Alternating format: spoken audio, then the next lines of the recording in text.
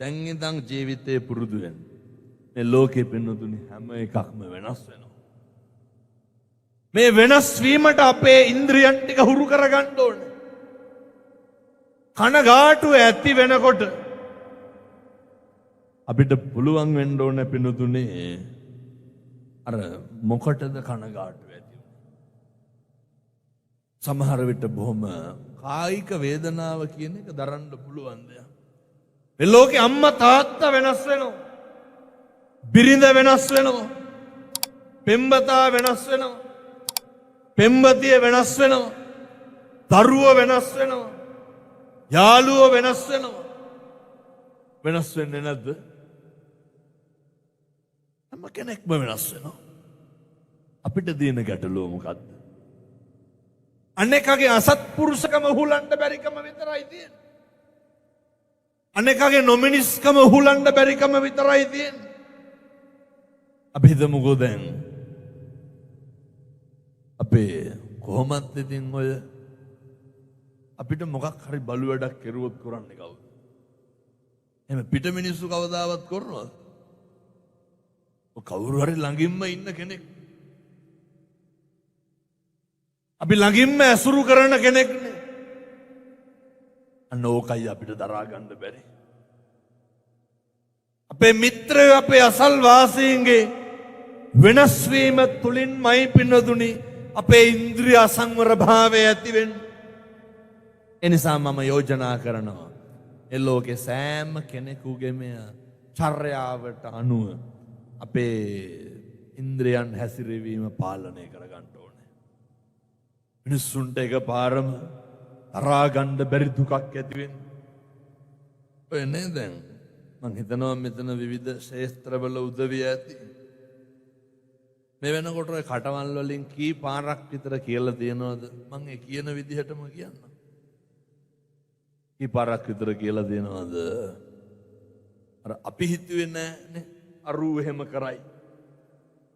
මම හිතුවේ නෑ මෙයා මෙහෙම කරයි.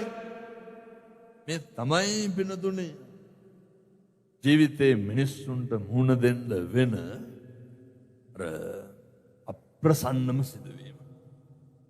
මේ තමයි මිනිස්සෙකුට මුහුණ දෙන්න සිද්ධ වෙන වේදනාකාරී කඩාවැටීම් කීපයයි. පිනතුනේ අපේ ගෙදර අපේ ස්වාමියා වෙනස් වෙච්ච ගමන් අපේ අම්මලාගේ ජීවිත කඩාගෙන වැටෙනවා. පිරිඳ වෙනස් වෙච්ච ගමන් අපේ තාත්තලාගේ ජීවිත කඩාගෙන වැටෙනවා. ඊට හපන් අම්මගේ තාත්තගේ එකම ලෝකයේ වෙච්ච දරුවෝ වෙනස් වුණු ගමන් මොකද වෙන්නේ? දැන් මේ අම්මලාගේ තාත්තලා හදවතට තට්ටුවක් දාලා අහන්න ඇත්තන්ට ඇත්තොන්ගේ දරුවෝ ගැන සතුටුයිද? මගේ දරුවෝ මෙහෙමයි, මගේ දුව මෙහෙමයි, මගේ පුතා මෙහෙමයි, තෘප්තිමත්? මේ ප්‍රදේශවල ලොකු අඩුපාඩුවක් තියෙනවා. දහම් පාසලකටවත් ළමයෙක් යවන්නේ නැහැ. අහලා බලනකොට එදාට මේ ස්විමින් ක්ලාස් තියෙනවලු. දහම් පාසලකටවත් මහර දෙමව්පියෝ කියනවා තේරුමක් නැහැලු. ඊට පස්සේ ඇවිල්ලා කියනවා හාමුදුරුවනේ කොල්ලට අවුරුදු 16යි. දරුවා පෙති ගහන්න හුරු වෙලාලු. පුරුදු වෙන්න. මරණකම් සනසීමකට තියෙන්නේ අපේ සමීපතමයින්ගේ අපේ ළඟින්ම ඉන්න උදවියගේ අනුකම්පාව අපි වෙතට තියෙනකම් අපේ ළඟින්ම ඉන්න උදවියගේ ආදරණීය භාවය අපි වෙතට තියෙනකම් වෙනදුනේ මම මේක කියන්න හේතුවක් තියෙනවා. පරිස්සම් කරගන්න පවුල කියන එක. පරිස්සම් කරගන්න දරුවෝ කියන ටික. පරිස්සම් කරගන්න දෙමව්පියෝ කියන ටික. අර මතකද පහුගිය දවස්වල ගම්පොළ යට වුණා. මුළු ලංකාවම යට වුණානේ. ප්‍රබල ව්‍යාපාරිකයෙක්. ඒ මහත්තයා මට කියනවා හාමුදුරුවනේ ඔබ වහන්සේගේ දේශනා ටිකක් වැඩිපුර අහනවා. සියල්ල නැති වුණාට පස්සේ ගෙදර ආවලු. වෙනදුනේ අඩිය තියනකොට ධනිය ගාවට මඩ බැස්සා කිව්වා ස්තෝප්පේ. සුමානයක් දෙකක් ගිහින් සුද්ධ කරගෙන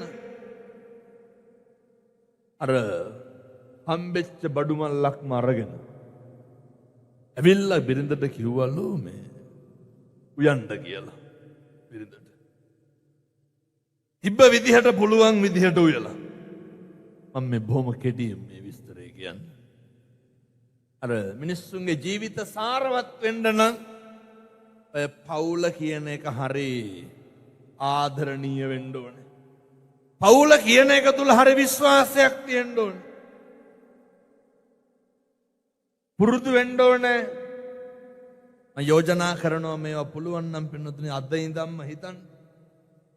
අර මට ඇති වෙන වේදනාකාරී භාවයම අනෙකට ඇති වෙනවා කියන එක. සමහර අපේ තාත්තලා හිතනවානේ තාත්තලා කරන වැරදි නෙමෙයි කියලා. ජීවිතේ කවදාවත් මම මේ කරන දේ අනක කරා නම් මට උහුලන්න පුළුවන්ද කියන එක හිතන්න පුරුදු වෙන්න. අර ව්‍යාපාරික මහත්මයා කියනවා බිරිඳ පුළුවන් විදිහට ඉවලු තිබ්බුවා කියලා. මොකවත් නැහැ. කිසිම දෙයක් නැහැ. උයන කොටත් අර මගේ බණක් දාගෙන තිබ්බා කිව්වා. ආමුදුරුවන්ගේ බණක් කලින් අහලා පුරුද්දක් තිබ්බ හින්දා මුළු ලෝකෙම නැහැ කියන හැඟීම ඇති වෙලා තිබ්බා කිව්වා. බෙදපු බත් එකක් අතට ගත්තලු. අරගෙන තේරම අරගෙන දරුවෝයි බිරිඳයි අනෙක් වැඩ ටික කරනකොට සේරට මෙන්න කියලා තාත්තා කැව්වලු බත් එක සේරටම. කාටද කවලද? බිරිඳටයි දරුවන්ටයි. මට කියනවා හාමුදුරුවනේ ලෝකෙම මගේ ළඟ ඉන්නවා වගේ හැඟීමක් ඇති වුණාලු. ලෝකෙම තමන්ගේ ළඟ ඉන්නවා වගේ හැඟීමක්. ජීවිතේ එකපාරක් හරි තියෙන්න ඕනේ. අපේ ගෙදර මිනිස්සු ඉන්නවා නම් අපේ හයියට අපේ සැනසීමට විශ්වාසනීය භාවයට ලෝකෙට පේන්න නෙමෙයි. ඒ තමයි මිනිස්සු හොයන සතුට. ඔය නැත්තම් ඒ තෘප්තිය නැති වුණාම කොච්චරනම් සල්ලි වලින් සතුට හොයන්න හදනවද? කොච්චරනම් සල්ලි වලින් ඔය එක මහත්තයෙක් මට කියනවා හාමුදුරුවනේ මෙහෙ පවුල අපාය වාගේ. ඒ වුණාට මිනිස්සු පොදුම විදිහට සල්ලි වියදම් කරනවා. රතාවකාලික තෘප්තියක් කොහෙන් හරි සල්ලි වලට ගන්න. ඒක හරි පුංචි කාලයේදී මේක අපේ සංස්කෘතිය නැතිවීම තුලින් වෙච්ච මහ බරපතල පාඩුවක්. මම මේ යෝජනා කරන්නේ දෙමව්පියෝ ඉන්න දරුවන්ට. මේක හොඳට මතක තියාගන්න. දෙමව්පියෝ ඉන්න දරුවෝ සෑම දරුවෙකුටම තියෙන්න ඕනේ ජීවිතේ එකපාරක් හරි තමන්ගේ අම්මා අද ගිහිල්ලා අම්මගේ අත් දෙක දිහා බලන්න. මම කියනවට කරන්නකො. අද ගිහින් අම්මගේ අත් දෙක දිහා බලන්න. බලලා නිකන් කල්පනා කරන්න. මං කියන්නේ මේ දරුවෝ දෙමව්පියෝ දරුවෝ අතර තියෙන්න ඕනේ හොඳ බැඳීම. අම්මගේ අත් දෙක දිහා බලලා පුතේ කල්පනා කරන්න. මේ අත් දෙකෙන් කොච්චරනම් මගේ නහය හදලා ඇද්ද? හදලා නැද්ද? මේ අත් දෙකෙන් නෙමෙයිද මෙච්චර ලස්සනට මගේ මූණ හැදුවේ? මේ අත් දෙකෙන් නෙමෙයිද මගේ කන් දෙක හැදුවේ? මේ අත් දෙකෙන් නෙමෙයිද මගේ මල මුත්‍රා ටික ඇද්දේ? ඒ කවත් ඔහම අම්මගේ දරුවෙක් වුණාම තියෙන්න ඕනේ ජීවිතේ එක ගමනක් හරි අම්මගේ අත් දෙක අපේ පපුවලට තියාගෙන තියෙන්න ඕනේ. සමහරුන්ට මේවා කෝලං වාගේ දැනෙනවා වෙන්න පුළුවන්. මේක අම්මෙක් තාත්තෙක් වුණාම තමයි දැනෙන්නේ. ඒක දරා ගන්න අමාරුයි. අත් දෙක දැක්කහම මතක් වෙන්න ඕනේ මේ අත් දෙකෙන් මට බත් කටවල් කීයක් කවලා ඇද්ද? අම්මගේ අත් දෙක පපුවට තියාගත්තාම සෑම දරුවෙකුටම ඇති වෙන්න ඕනේ මේ අත් දෙකෙන් මට බත් මුට්ටි කොච්චරක් තම්බලා මගේ රෙදි කී ගමනක් හොදලා ඇද්ද? එහෙම කරලා නැද්ද අපේ අම්මා? ඒ අම්මට මොකක්ද කරන සාධාරණ? ඔය මේ කිට්ටුව මගෙනෙක් කියනවා හාමුදුරනේ කොල්ලා නැගිටිනකොට 2000ක් තියන්න ඕනලු මේසෙ උඩින්. ඇයි ඒ? කුඩු ගහන්න. තාත්තා අනික් පැත්තේ මං කියන්නේ අර අත් දෙක අරගෙන පපුවට තියාගන්න ඕනේ අම්මගෙන් කුඩු ගහන්න සල්ලි එල්ලන. ඕවා නවත්තන්න. ජීවිතේ කවද්ද දරුවෙක් හැටියට අම්මගේ ඔය නිකන්වත් අතපයවත් මිරිකලා තියෙනවද? මරුණාම මිනිහත් එක්ක හපන්න හදන්නේ නැද්ද? මම දැකලා තියෙන සමහරු ඉඹිනවා කකුල් දෙකත් එක්ක මිනිහ. ජීවත් වෙලා ඉන්නකොට දුවරු උගන්නනවා. වතුර ටික උණු කරලා නාවණ්ඩලු. කාවද? අම්මයි තාත්තයි. මම මේ කියන්නේ හැමදාම ඕක කරන්න කියලා නෙමෙයි. අර අපේ අම්මට තාත්තට අපි මොකක්ද වෙන දෙන මානසික අල්ලස? අපි වෙන මොකක්ද අපේ අම්මට තාත්තට දෙන තෘප්තිය? සතුටු සාමීචිය දෙන්නලු. කාත් එක්කද? අම්මයි තාත්තයි එක්ක. සුවඳ තෙල් ගල්වන්නලු. මම මේ දරුවන්ගෙන් අහන්නේ. තාත්ත බැන්දට නැත්තර කමක් නෑ. අම්මා තාත්තා ඉන්නවනම් කවත්ත තාත්තගේ කකුල අරගෙන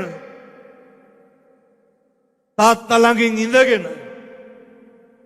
මේ දණිය උඩින් තියාගෙන නිකමටවත් තාත්තයි කකුල් දෙක මෙරික කතා කරපු දවසක් තියෙනවද?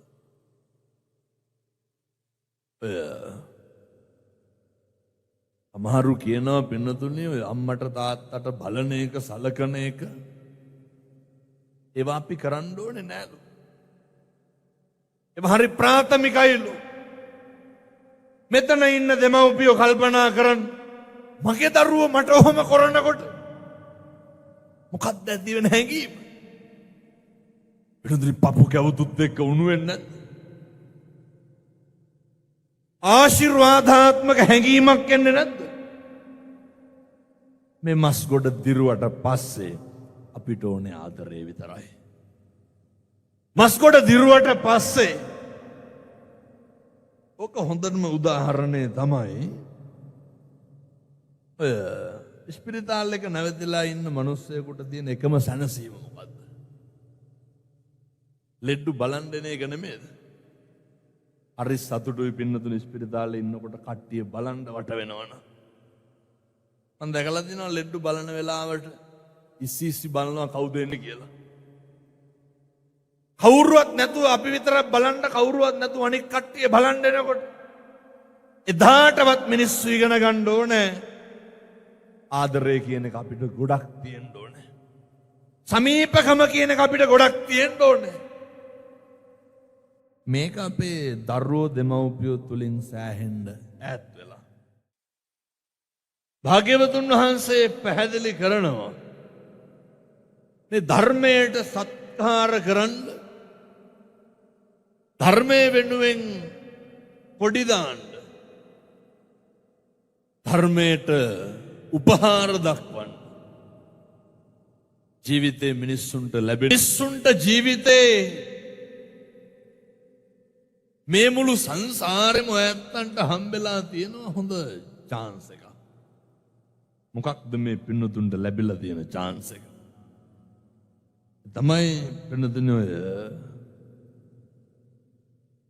ජීවිතේ අර වෙච්ච අඩුපාඩු හදාගන්න ඕන කෙනෙකුට කාලයක් එනවා. ජීවිතේ දුර්වලතා මගේ අරගන්න කාලයක් එනවා. අපිට හම්බෙලා තියෙන්නේ කාල සීමාව. මොනවාද අපේ අඩුපාඩු? මොනවාද අපේ දුර්වලතා? මොනවාද අපේ නොලැබීම්? මේ මිනිස්සු වෙලා ඉපදිලා ඉන්නෙම පින්නතුනේ මේ නොලැබීම් මොනවාද කියලා දැනගන්න. මිනිස්සු වෙලා ඉපදිලා ඉන්නෙම මොනවාද දුර්වලතා කියලා දැනගන්න. ඇයි අපි මනසින් හරි උසස්. අපිට පුළුවන් දුර්වලතා දැනගෙන ඒවා හදාගන්න. අපිට පුළුවන් අපේ අඩුපාඩු දැනගෙන ඒවා හදාගන්න. වෙනතුන් හිතන්න ඔය අවස්ථාව කොච්චර කාලයක් තේ කියලාද? ඔය ඇදිලා තියෙන chance එක. ඔය හම්බෙලා තියෙන වෙලාව ඕක ජීවිතේ බොහොම කෙටි කාලයයි තියෙන්නේ. හිතාගන්න බැරි විදිහට මේ මස් ගොඩක් නඩත්තු කරන අපි ඕන වෙලාවක ඕනම අවාසනාවන්ත ඉරණමකට ගොදුරු වෙන්න පුළුවන්. අර දැක්කනේද පහුගිය දවස්වල අපිට මුළු රටටම පාඩුවක් වුණේ. අර ඇමරිකාවේ නේවි සීල් පුහුණුව ලැබපු මේ රණවිරුවා ඒ වීරෝධාර රණවිරුවට මොනවාද තිබ්බ සෞඛ්‍යමය ගැටලු? කොච්චර ඔරොත්තු දෙන්න පුළුවන්කමක් තිබ්බද? මං කියන්නේ මේ අපිට මොනවා වෙන්න බැරිද? අපේ ශරීරය මේ ඇට මිදුළු ලේමස් නහර වලින් හැදිච්ච වටවෙච්ච ගොඩවෙච්ච මේ ශරීරය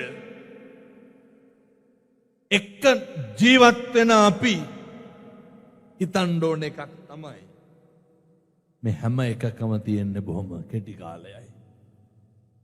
ඒ කෙටි කාලය තුල ගොඩනගා ගත යුත්තේම සබ්බපා පස්සා කරන පුරුදුවෙන් සියලු පව් නොකර ඉන්න පුළුවන්. අවබෝධයෙන් සියලු පව් නොකර ඉන්න පුළුවන් මොන ආත්මයද?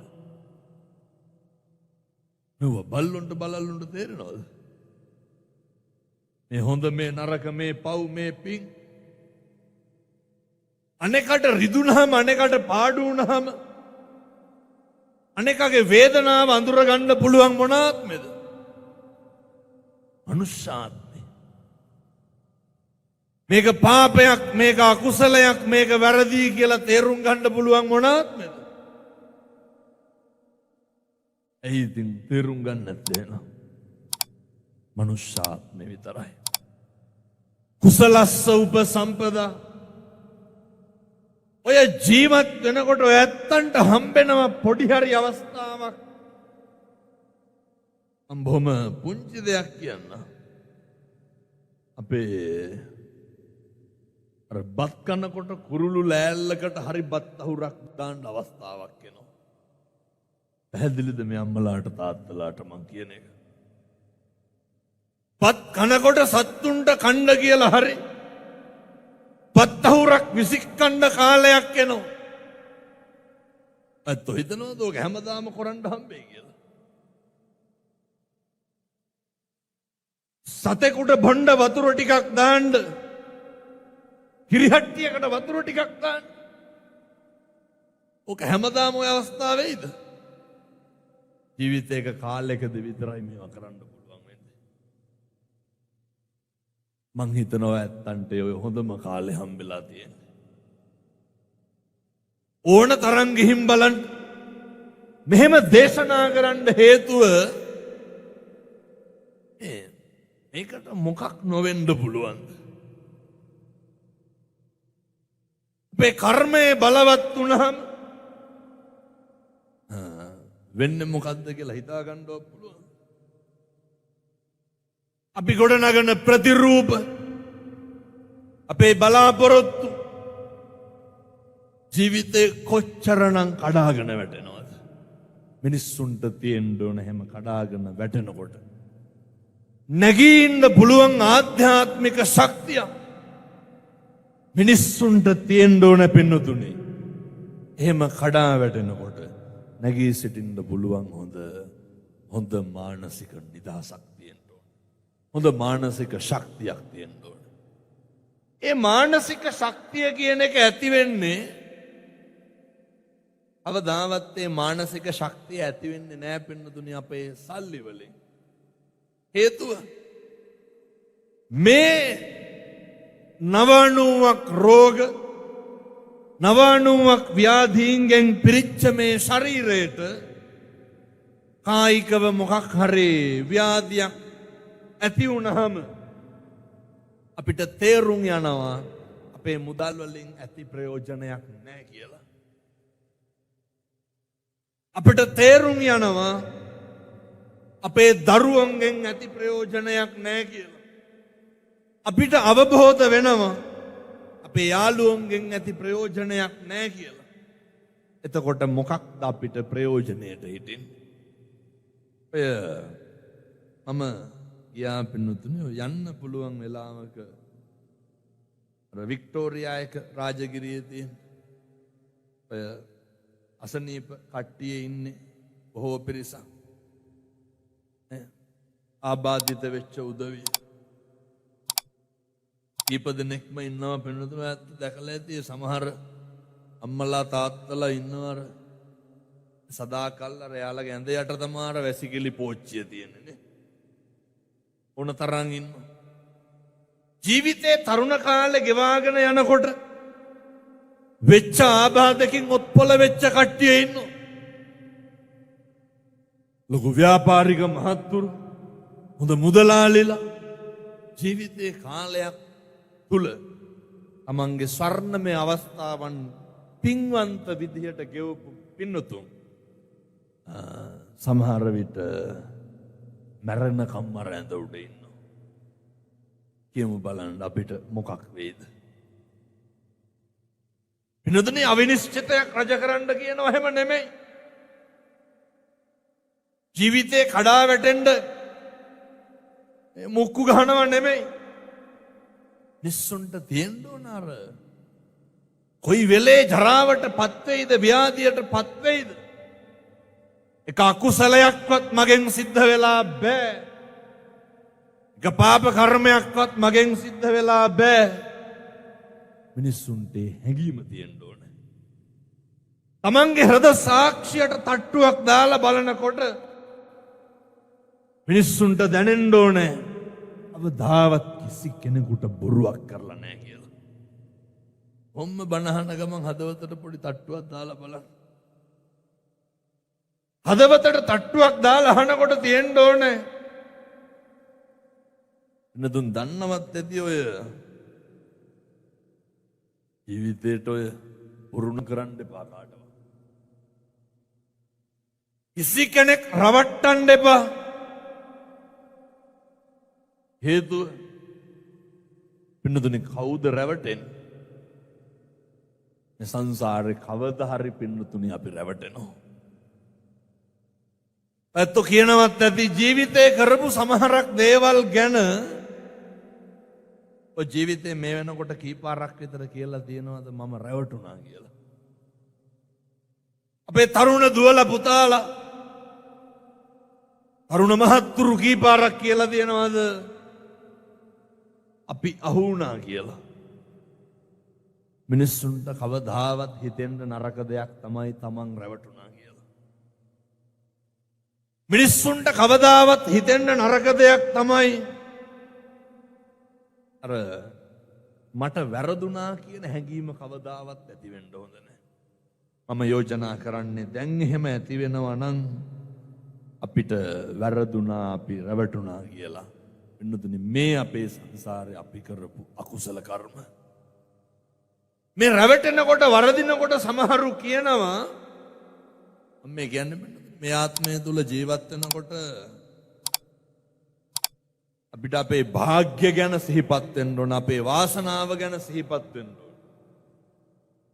ජීවිතේ කීපාරක් විතර පින්නතුන් කියලා දෙනවද අර මම බේරුණේ එදා මේ දේ වෙච්ච හින්දා? ජීවිතේ කියලා නැද්ද මොකක් හරි මගේ වෙච්ච සිදුවීමකින් මට හොඳක් වුණා කියලා. සමහර වැරදීම් අපිට වෙන්නේ අපේ යහපතට පින්නතුනේ. සමහර මගහැරවීම් වෙන්නේ යහපතට. ඒක తాවකාලික දුකක් වුණත් සදාකාලික සැපයක් තියෙනවා. සමහර දේවල් තියෙනවා తాවකාලික සැපක් වෙනුවෙන් ජීවිතේ සදාකාලයක් දුකකට අතවනන දේවල් අපි අකමැත්තෙන් වුණත් ගිහිල්ලා වැළඳ ගන්නවා. එනිසා මම යෝජනා කරනවා වෙනත් සියලු දෙනාටම ඔතන හරි වරදිනවා නම් රැවටෙනවා නම් අවදාවත් අනේකව රවට්ටන්න එපා. අනේකට බොරුවක් කරන්න එපා. කිසි කවදාව වෙන්නද අනේක අපහසුතාවයට පත් කිරීමේ උමනාවේ අනේක පෙළීමේ උවමනාවේ මම මෙහෙම දේශනා කරන්නත් හේතුවක් තියෙනවා. අතපය හතර හන්දි වළංගු තියෙන කාලේ යන්න එන්න ඇවිද ගන්න පුළුවන් කාලේ අපි කොච්චර දේවල් කරා අපි මොන විදියට හැසිරුණා ජීවිතේ දවසක් එනවා පින්නතුනි අපි සියල්ල තනියෙන් දරා ගන්න වෙන ජීවිතේ සියල්ල තනියම ඉවස ගන්න වෙන හරි පරිස්සම් වෙන්න පින්නතුනි මේ කාලේ දුරුතු ගන්නන්නේ කවුරු කොහොම හිටියත් දරුවෝ ධන මොන විදිහට තිබ්බත්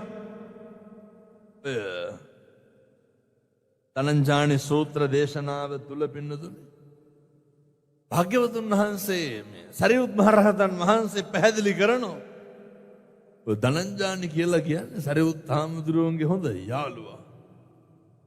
මම ඇත්තන්ට යෝජනා කරනවා පිටෙන් විට ඇවිල්ලා කවුරු හරි තට්ටු කරනවා ධනංජානිට වැරදිච්ච විදිහට ඔය ඇත්තන්ට වරදින්න හොඳ නැහැ. කොහොමද පින්නතුනි වරදින්නේ? ඇත්ත දන්නව නේද අර ඉබ්බාඬු පඬු ටික හංගගත්ත විදිහ. ඔය නරියෙක් ඇවිල්ලා ගඟක් ගාව හිටපු ඉබ්බෙකුට තට්ටුවක් දානවා. මං කියන්නේ මේ නරින්ට අහු වෙන්න එපා. ජීවිතේ නැති උනේ කවුරු හින්දාද? නරින්ට අහු වෙලානේ. කවුද නරියා? නරියා තමයි මාරයා. නරියා තමයි කෙලස් විදිහට ඇවිල්ලා තට්ටුව දාන්නේ. ඔය නරියා ආපු ගමන් ඉබ්බා කෑලි ටික ඇතුළට දාගන්න. මං කියන්නේ ඔයත්තන්ටත් අර නරියෙක් ආපුවාම කෑලි ටික හංග ගන්න ඕන. මොනවාද මේ කෑලි ටික? ඉන්ද්‍රියන් තුල සංවරයක් ඇති කර ගන්න ඕන. ඉන්ද්‍රියන් සංවර කර ගන්න ඕන. කවුද නරියා? මාරයා. වෙනතුනේ නරියා තට්ටුව දාලා ඉබ්බා අඬු බඩු හංගගෙන ඉන්නෝ. නරියා යන්න කම්ම ඉබ්බා නෙමේ ඔළුව එළියට දැම්මේ. පිටස්තරින් ඕන තරම් තට්ටු බට්ටු වෙනවා. පිටස්තරින් ඕන තරම් බලාගෙන ඉන්නවා. කොයි වෙලේද අපේ කට ඇරෙන්නේ? මේ ඉන්ද්‍රිය සංවර භාවයේ තුලින් විතරයි අපේ ජීවිතයේ ශික්ෂණය නැති වෙන එක වළක්වා ගන්න පුළුවන් වෙන්නේ. ඒ නිසා පින්නතුනි බාහිරින් මොන දේවල් ආවත් මම යෝජනා කරන්නේ කටනම් අරින්න එපා. බාහිරින් මොන දේවල් ආවත් අතපය හොලවන එකේ ඉඳන් තියෙන්න ඕනේ. මම මේ කරන්නේ කාගේ උමනාවද කියන එක අපේ ඔළුවට එන්න ඕනේ. මම මේ කතා කරන්නේ කාගේ දේවල්ද කියන එක ජීවිතේ ඔහොම කීපාරක් විතර හිතලා තියෙනවද? සාමාන්‍යයෙන් මං කියන්නේ කටක් අරින්න කලින් එහෙම හිතලා තියෙනවද? කට අරින්න කලින් කීපාරක් හිතලා තියෙනවද? මේක කුසලයක්ද අකුසලයක්ද කියලා. වෙනතුනේ නරි ඇවිල්ලා තට්ටු කරනවා ඇවිස්සියන් කියලා. නරි ඇවිල්ලා තට්ටු කරනවා කලබල වෙයන් කියලා. හෙදර දොර ජීවත් වෙනකොට ඉන්නකොට ඇතිවන කේන්තිය මිනිස්සුන්ගේ ඇතිවෙන වෙනස් වීමේ ඉඳන් අපේ අපේ ළඟින් හිටපු අපේ සමීපතමයන් වෙනස් වෙනකොට අපේ සමීපතමයන් අපෙන් ඈත් වෙනකොට කාටද දුක හිතෙන්නේ? කවුද කනගාටු වෙන්නේ? අපි. මොකටද පින්නතුනේ වෙන කවුරුවත් වෙනස් වෙනකොට අපි කලබල වෙන්නේ? වෙන කාගේවත් චර්යාවකට අපි කලබල වෙන්නේ ඇයි? මෙතන ඉන්න දෙමව්පියොන්ගෙන් මම අහන්නේ. දෙමව්පියොන්ට ඉතින් ඔය ලොකුවට ප්‍රශ්න නැහැ. එකම ප්‍රශ්නේ කවුද? දරුවෝ විතරයි. අපි හිතපු නැති විදිහට මේ ලෝකෙ මොකක් හරි අපේ වටපිටාව තුල සිද්ධ වෙනකොට අපි කොච්චර කනගාටු වෙනවද?